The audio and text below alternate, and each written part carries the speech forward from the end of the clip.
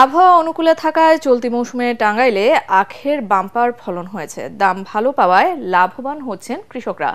আখ কাটা ও বিক্রিতে এখন ব্যস্ত সময় কাটছে তাদের। আখ চাষে প্রয়োজনীয় সহায়তা দিচ্ছে কৃষি বিভাগ। টাঙ্গাইল প্রতিনিধি মোহাম্মদ নাসির উদ্দিনের তথ্য ও চিত্রে আরও জানাচ্ছেন ফারহিন ইসলাম টুম্পা। যতদূর চোখ যায় মাঠ জুড়ে দৃষ্টিনন্দন আখের ক্ষেত। কম পরিশ্রম ও কম খরচে বেশি লাভ হওয়ায় আখ চাষে ঝুঁকছেন টাঙ্গাইলের কৃষকরা। এবছর অনুকূল আবহাওয়া ও রোগবালাইয়ের আক্রমণ কম হওয়ায় ফলনও হয়েছে ভালো। কৃষকদের দাবি, কৃষি অফিস থেকে সরকারিভাবে ডিআইবি সার দিলে আরও লাভবান হতেন তারা।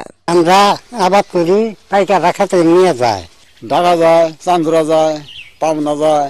এটা বেশিরভাগ হলো রস আলাদা পার্টিরা এলো বেশি ব্যবহার করে, খাওয়াই নেওয়ারাও আছে, কিন্তু রস হলো বেশি ব্যবহার করে। সারা বছর একটা আবাদ হয়, আপনি বহু দূরের থেকে আমাকে কুশাল পাইকারি দরে নিয়ে যায়। আল্লাহ গেলে খুব ভালো হয়েছে, এবার আল্লাহ খুব ভালো দিচ্ছে। কৃষকরা জানান, এখানে ক্ষেত থেকে ঢাকা, পাবনা, সিলেট, চট্টগ্রাম সহ বিভিন্ন জেলায় আখ সরবরাহ করে পাইকাররা।